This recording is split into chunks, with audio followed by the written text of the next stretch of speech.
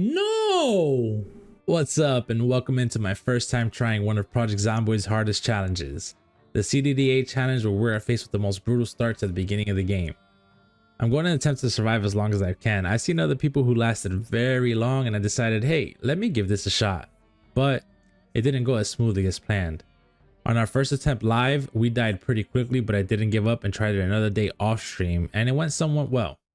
Alright, so we started in our own house, completely naked, drunk, sick, with a piece of glass stuck in our groin. The worst part of it all, our house is on fire. On our first try, I thought we would have a great run as we found canned food and a can opener right away. Ka-ching! I took those items and decided to head to the neighbor's house to look for some clothing. Entering through the window, our survivor sneezed and alerted the zombies nearby. Banging on the door, I decided it would be best to leave and not get trapped. Oh boy, was I wrong. I took out a zombie and tried to grab some clothing, but the nearby threat didn't give us any time. Immediately getting surrounded and eaten, barely even living an hour. That was the end of our first try. Attempt number 2. The second attempt turned out to be a little bit better. We spawned in wearing some pants, but I quickly noticed that it was a visual bug as I checked my inventory and there were no pants in there. The house already being completely destroyed by the fire, I decided to pull out the glass shard early and jump out the back. Greeted with our first zombie, I knocked him over and stomped him down like there was roaches all around. I ripped some of the clothing up to bandage my wound, took the remaining of it to dress up, and I headed north as I heard that there was a farmhouse that would be the best place to go in the CDDA challenge. So I decided to head north through the woods, ran into another zombie which I quickly stomped out, took their t-shirt and equipped it, but there was more coming, so I had to leave. Seeing as I was outnumbered and limping, I began to run away from these zombies, running into the woods to get out of their line of sight.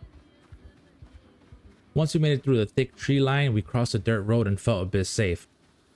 I opened up my map to try to locate this farmhouse. I was able to pinpoint it. It was a bit east, and we began marching through the woods, hoping I wouldn't run into any more hordes, or even a small group of zombies, because right now I have none to defend myself. It felt like the longest walk ever, but I finally was able to see that big red barn. I quickly jumped through the window to hide inside the stable. Once I got a bit warm, I checked the map and noticed that the actual house wasn't too far. As I was pulling up to the front, I was thinking, what are the chances the front door isn't locked? And oh yeah, it was open. But as soon as I got into the living space, I heard a window break and didn't feel safe. Rushing to the kitchen trying to find some food, all I could hear is banging on a nearby door. I ate what I could scavenge, jumped out the window where I saw a shed thinking there might be some type of weapon in there to defend myself. But as I got close, I noticed there was a poor soul trapped inside and I knew exactly what to do. Show him my brand new shoes. A few pushes and stomps and he was gone. I took the boots that were in his inventory and found a handy screwdriver. That's when I noticed I wasn't even wearing a belt. Without the belt, I wasn't able to put my screwdriver there for easy access. Another one tried to break in through the window, but I quickly ran outside and put a stop to that. We can't break any more windows. They make too much noise and call more attention. Feeling a bit stronger and brave, I went back into the house to finish looting it. I walked into one of the doors that were by the front entrance and it was the bathroom. No weapons, but luckily we found the plunger. Any of you guys seen my shirt, you guys know the plunger is very deadly. Not the greatest weapon, but honestly at this point, anything would be better than my bare hands. I cleaned some of the ripped sheets I had, took a drink of water from the sink, and I still heard the banging at the door. I chose to confront this very rude person. I found her in the back room. I opened the door and smacked her up with the plunger a few times. Once she fell down, I stomped her out. I noticed that there was another sink that we could drink from, but the cabinets had nothing of use. Still hearing the banging on the doors, I wondered maybe there's some zombies on the second floor, so I head up there and find a bunch of doors closed. I opened the doors one by one and took them out with my mighty plunger until it finally broke on me and I was back to being weaponless. But I did find a nice watch and a jacket. Searching the rooms didn't give me much loot, but the upstairs bathroom had exactly what I needed. Some clean bandages and a good old pipe wrench. I was still limping and hurt. I went back down to the first floor bathroom and holy, I couldn't believe I missed this. There was beta blockers and painkillers sitting on the counter. Perfect. These are very useful. Quickly taking one of the painkillers to stop my guy from limping, but I noticed that it did not work. As I was searching the house, I noticed that it was already 4 p.m. and I wasn't sure if I wanted to venture out and risk getting caught outdoors at night. But I did know that I was going to need more food, so I decided to stock up on the canned goods even though I couldn't open them, and ate some stale crackers. Opening the back door, I walked out. I noticed it was getting dark, it was foggy, so I just turned back in and decided to get some rest. I saw a farming manual on top of the bookshelf and decided to lock myself in the second floor and read until my guy was tired enough to go to bed. I would definitely need to know how to farm, so I decided to lock myself in the room and read. It was midnight and our survivor was finally tired enough to go to sleep. Boom. 8 a.m. the second day was here. Yo, we managed to survive the first 24 hours. I was proud of myself. I didn't think I was even going to survive that long.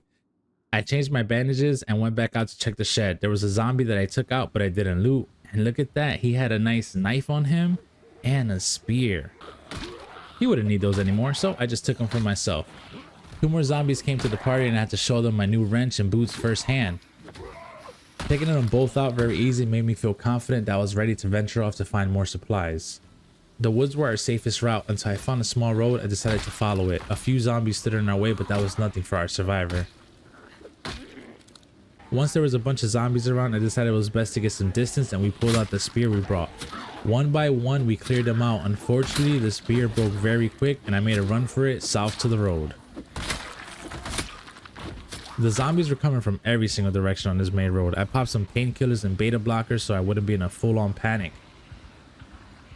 Once I noticed I was outnumbered again, I ran into the woods and I tried to lose them to get out of sight. I had to sit down to gain some energy because my guy was super exhausted. Heading back to the road, a few zombies appeared equally spaced out and I knew I could take them out. I took 1, 2, 3, and what did I find? This is a car key. If she had a car key, that means the car has to be nearby, so I felt like I had my wheels and I was ready to hit the road. A few feet away, there was a car piled up. I figured the key I found belonged to one of these, but of course there was a small horde that I would have to clear before getting to it. They chased me around, but I was able to find the car, jump inside, but with no gas, it was not moving. So I jumped out before the zombies could surround the car and made a run for it south. It wasn't the best decision as I ran into another herd. I was in full panic mode and needed to escape. Oh my god.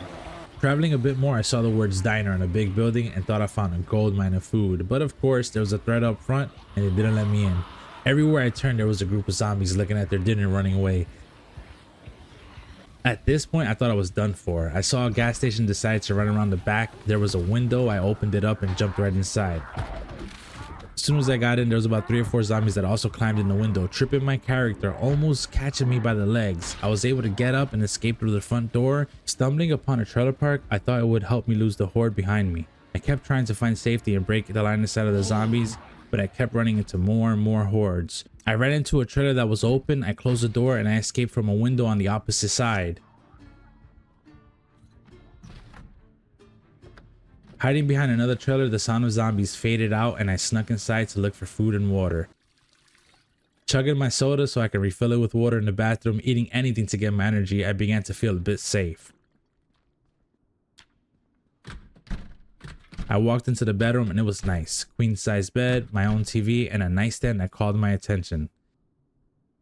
Well, what did we find? A gun in a gun case. I quickly took both of them and found a second weapon inside. I reloaded the guns even though using them wouldn't be a great idea because the sound would definitely attract more zombies. So I decided to stay in here. It was already 6:30 p.m. and we made the choice to stay in the bathroom for the night and live another day. Will our survivor be able to live to day 3? There's only one way to find out. Subscribe to my channel and be on the lookout for episode 2. Thank you guys for sticking around in my first time trying the CDDA challenge. Thank you, survivors. I'll catch you next time.